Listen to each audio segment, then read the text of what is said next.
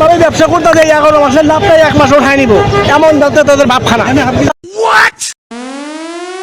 যা ছিল double 3 double হয়ে গেছে। এখানে পকেট কাটছে কারা? সিন্ডিকেট নাকি সরবরাহ সংকট?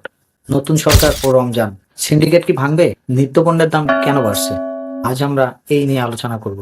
So let's get started to this video. বাংলাদেশে 2026-এ রমজান শুরু হয়েছে এবং 12 ফেব্রুয়ারি নির্বাচনের পর নতুন সরকার দায়িত্ব নিয়েছে। সরকারের জন্য এটি প্রথম এবং বড় একটি পরীক্ষা। প্রধানমন্ত্রী ব্যবসায়ীদের হুঁশিয়ারি দিয়েছে, কিন্তু বাজারে তার প্রভাব কতটা? বিশ্বাস করবো আপনি 3000 টাকা দাম কেন বাড়ে? সিন্ডিকেট নাকি অন্য কিছু? এখানে আমি 3টি প্রধান কারণ ব্যাখ্যা করব। নাম্বার 1, কৃত্রিম সংকট বা সিন্ডিকেট।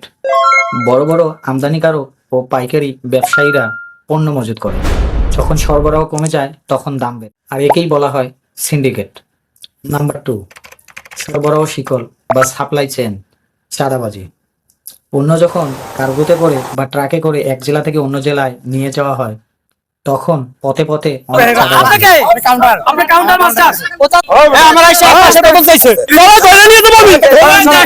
নতুন সরকার আসলেও এই পুরনো প্রথা পুরোপুরি বন্ধ না হওয়া পর্যন্ত দাম কমবে না।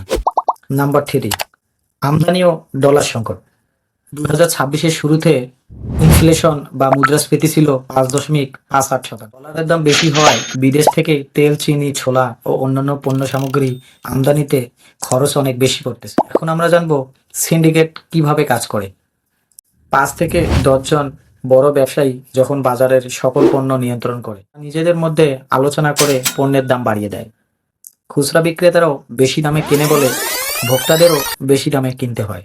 24 টাকা পিস।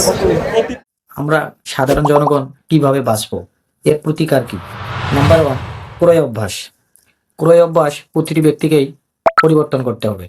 রমজান মাসে পুরো মাসের বাজার একদিনেই করবেন না, এতে নিত্যপণ্যের চাহিদা অনেক বেড়ে যায় এবং ব্যবসায়ীরা পেঁপে কিনছিলাম 60 টাকা করে কেজি, আজকে 120 টাকা করে কেজি পেঁপে। আমরা আলোচনা করছিলাম এর প্রতিকার কি।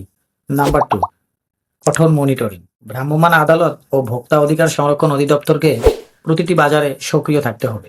কেন সবাই 750 বিক্রি করে আপনি 80 কেন? ভাই সবাই আপনার পার্শ্ববর্তী দোকানে 750 আপনি 80 কেন? শুধু জরিমানা না, সিন্ডিকেটগুলোকে আইনের আওতায় আনতে হবে। তারপরও জনগণের মনে থেকেই যাচ্ছে যে দাম কি সত্যিই কমবে? বাণিজ্য মন্ত্রণালয় থেকে বলা হয়েছে গত বছরের তুলনায় এইবার 2026 সালে 40% বেশি আমদানি হয়েছে। যদি সরকার বন্দর থেকে পাড়ার দোকান পর্যন্ত পণ্য নিশ্চিত করতে পারে এবং চাঁদাবাজি বন্ধ হয়, তবে রমজানের মাঝামাঝি সময়ে দাম কিছুটা কমতে পারে। আপনার এলাকার বাজারে আজকে কি কি পণ্যের দাম বেড়েছে এবং কমেছে তা কমেন্ট বক্সে জানান। ধন্যবাদ সবাইকে, অ্যান্ড থ্যাঙ্কস ফর ওয়াচিং।